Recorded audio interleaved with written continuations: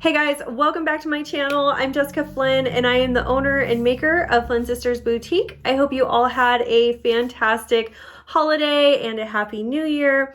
And in today's video, I'm going to show you how to create this mandala dot art design tumbler. I had a lot of fun learning how to do this. Admittedly, I am like a mandala dot art novice, but I practiced a few times leading up to this tutorial and I love how mine turned out. I'm even going to show you how to add glitter to your mandala dot art design. You're going to find all the products that you see in this video listed and linked down below in the description box. You might even find some discount codes for you there as well. And if you're having a hard time finding the description box, if you're on a mobile device, click the down facing arrow that's underneath this video to expand the description box. And if you're on a computer, just click show more underneath the video and that will also expand the description box either below the video or to the side, and that's where you're going to find all those links, okay? And you guys, you're also going to find links to all of our social media down there as well. So you can find us on Facebook, TikTok, Instagram, Pinterest. We're all over the place. So that's definitely enough chit chat for me. Let's go ahead and get started.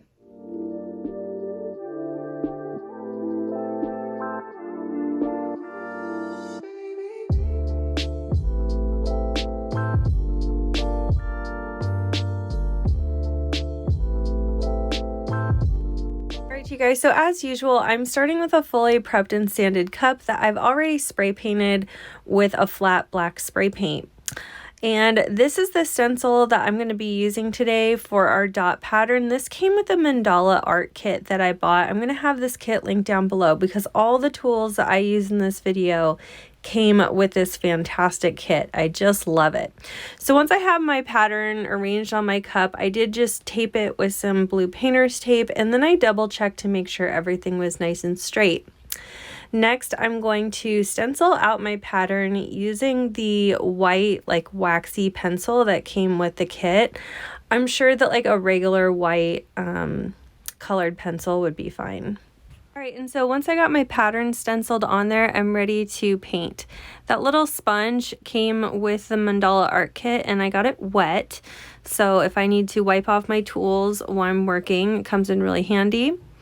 And the paint colors I'm going to have listed down below. These are all just regular acrylic paints. And I'm going to add a couple drops of gloss pouring medium.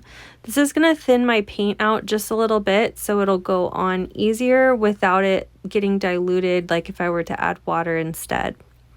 Just a couple drops, mix it in, and then I'm ready to paint. I'm going to start with the largest dot first in the center using the flat bottomed like acrylic dotting tool. This came with the kit too, okay? So I'm just going to start in the center there following my stencil. And it's really tricky to get these dots to sit exactly where they're supposed to go. Take some time to review your pattern to map out where you want your main dots to go. I like to start with the largest dots first and kind of work my pattern around those. So I lined up my second set of large dots on the like middle circle, I guess, of my pattern there. And this is really the most important part, is getting all of these spaced exactly the same as far as how they sit on the pattern, if that makes sense. If one of them's just a little bit off, it's going to throw off all the other dots in your pattern. So to me, this was the most difficult part because it almost seemed like impossible to get that dot exactly where it needed to go. But I think, you know, that is just something that would come with practice, like any other skill. Like you're not going to get it perfect on the first few times. It's going to take doing it, you know, over and over to really get it right. All right. But anyway, I decided that I wanted to do these large like teal dots all the way around that second kind of ring in my pattern here. Then on that outer ring, I'm going to take a smaller flat end acrylic dotting tool and make a dot twice, so I have a lot of excess paint there, and then I'm going to use one of the silicone tip tools to drag the paint down into the center of the design to create like a teardrop look. And again, the hard part about doing those is making sure the end of all those teardrops are exactly the same length. Okay, but that silicone dotting tool also comes with the kit, and it was very helpful. If you make a boo-boo, just get a little bit of rubbing alcohol and a paper towel, and you can clean it up right away, no problem. All right, so once I got all the large dots of my pattern mapped out, I was ready to move into the smaller dots of our pattern. And how you lay out these dots and the size of them is totally up to you, but I would recommend practicing your small dots and like the pressure that you need to apply for different sizes, okay? Because the pressure needs to be the same and the paint load needs to be the same per dot for them to all look really uniform. And that's the tricky part here. Like, the success of this design really rests on you getting the size of each of those dots exactly the same, which is also really tricky. All right, so practice makes perfect. I like to do all four corners first and then kind of fill in from there. I did kind of mess up and put two of those dots a little too close together, which threw me off a bit, but whatever. After I got these gray dots along the center dot, I did smaller dots in between each of those small dots in that ring, and then I repeated that with the white. And really from here, it's a lot of just detailed small dot work, okay?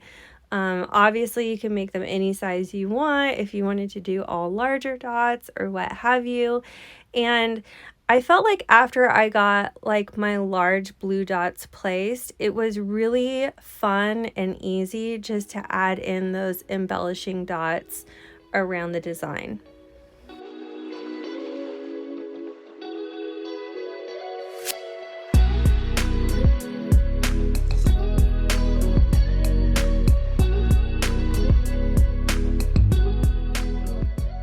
For the kind of like petal effect, what I did was I started with one dot towards the top of a larger dot and only wrapped the smaller dots about halfway around that large dot, and then placed a second row above that with the center dot just a little bit higher, and that almost formed kind of like this petal shape around those larger dots, which I thought was so pretty.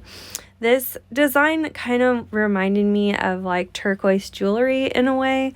I don't know, I couldn't decide if it was more like a snowflake or turquoise jewelry, but that's kind of the look I was going for. And I just really had a lot of fun playing with the different gauges of dotting tools in this set and seeing all the different kind of like dot combinations I could come up with. Like I said, once I got those larger dots placed and started to move into the embellishing dots, that's when it really started to get fun. And honestly, this didn't really take too long either. I think I spent a total of 45 minutes on the dot work. All right, and then after all the paint dried, I went through with an eraser and just erased all those white lines. I also used the little square eraser that came with a kit. It actually kind of worked better than a pencil eraser. And don't worry if there's some kind of like weird shiny smudges on your cup. That'll go away after you epoxy, okay? And don't be afraid to really get in there with the eraser. You're not going to really disturb that paint once it's dry. If you do, you can always just go in and touch it up a little bit after you're done erasing. All right, and so now we're ready to add our glitter. I'm using UV resin from counterculturediy.com. This is my favorite UV resin. It always cures hard and never sticky. I'm just going to pour about 10 milliliters of it into this little medicine cup, and then we're going to add some glitter. This glitter I'm using today is Bejeweled from PT Olive Glitters. I will have a link down below as well as a discount code where you can find it. All right, and after I get that all mixed up, I'm going to use the same tools that I used to paint to apply the resin and glitter mixture. And I'm only going to apply it to the large blue dots. You could, I mean, potentially glitter the whole thing in all different colors and everything. It would just take quite a bit of work. And you have to be really careful, because if you get any of this resin and glitter mixture anywhere it's not supposed to be, it's a little bit hard to wipe it up, okay? So just be super careful and only do a couple sections at a time, because it will start to run, because it's not going to cure hard until we put the UV light over it. This UV light that I'm using is 168 watts, and it will harden that resin in 30 seconds. So once you do a couple of the dots, just put the UV light over it, put it on for 30 seconds, and then move on to your next section of dots until you get everything covered the way that you want. And then once I was all done with all the dots, I put it under the UV light for an additional 60 seconds just to make sure that everything was fully cured. All right, and now that everything is dry, I'm ready to apply a coat of epoxy. I only let that acrylic paint dry for a few hours before this point, and I did not seal anything before this coat of epoxy. I've got 30 milliliters of Alumilite's Amazing Clear Cast. I'll have a link and a discount code on where you can find it down below in the description box. After I coat my cup and make sure everything's nice and smooth, I'm going to go over it with my torch to pop any bubbles. And then I'm going to let this dry for about 8 to 12 hours before we move on to the next step. All right, so here's what we have after that first coat of epoxy. You'll notice that there definitely is some like bumps and texture there from the UV resin, and that's okay. I'm actually not going to try and completely smooth that out. I am, however, going to sand around the rim here before we put on our final coat of epoxy. The reason I'm not going to completely try and smooth this out is there is you could see a pretty good bump there. Like, it would just take me way too many coats of epoxy to try and smooth that out, so I'm not even going to try. So for our sanding, I'm just going to do my regular sanding technique. First, I'm going to get some of these big chunks, though, off of the top. Okay, and I'm going to start with an 80 grit sanding block.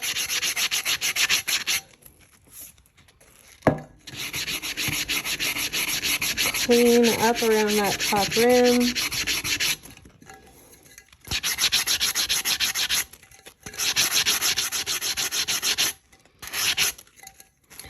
We're also exposing a fine line of stainless steel. That way our final coats of epoxy will adhere to that exposed line there, and that's going to create our final seal for our tumbler. Also get some of this excess paint off the inside. I will clean this out again before we're finished, after I do my final coat of epoxy. If you need help with how to finish and clean out your tumblers, I will link a video down below that you might find helpful.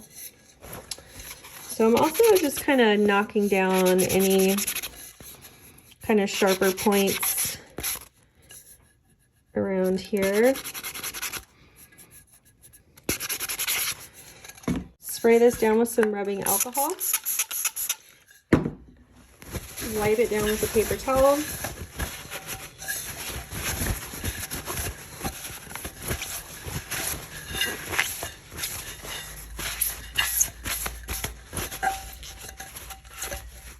All right, and then once we get that all clean, I'm just going to go over it again with some tack cloth. You want to make sure that we get any glitter off that's not supposed to be here, any debris or lint from our paper towel. Okay, a lot of people ask me if tack cloth is going to leave residue, and the only time it's going to leave residue is if you're pressing too hard. Tack cloth is meant to be used on projects like this, where you need to remove debris but not leave behind any contaminants for coating later. So don't worry about that. All right, and so now that we got this all cleaned up, I'm ready for my final coat of epoxy. Alright, so for my final coat, I have 20 milliliters of Alumilite's Amazing Clear Cast. I'm going to apply it like I normally would, make sure everything's nice and smooth and evenly coated, and then I'll go over it with my torch to pop any bubbles. I'm going to let this roll for about 4 to 6 hours, then I will turn my turner off and let it sit for at least 24 hours before we clean it up and mess with it. But that is it. That's it for this tutorial. So I hope you guys enjoyed this video. I know I had so much fun making this. It was something totally new I've never done before, and I can't wait to make another one. Let me know what you guys thought in the comments. If you liked my video, please be sure to give us a big thumbs up. And if you haven't already, please subscribe to my channel. I upload new videos every Wednesday and Saturday.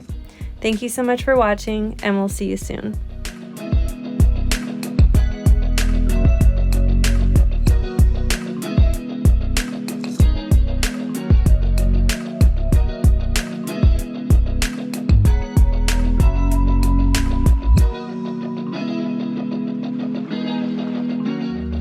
And a big thank you to all of our Flynn Sisters exclusive members. Thank you for your pledge. Your support means the world to our channel. If you love this video, you could check out our last video here. Also be sure to find us on Instagram, Facebook, Pinterest, and of course subscribe for all our new videos that come out every Wednesday and Saturday. Thanks so much for watching. See you soon.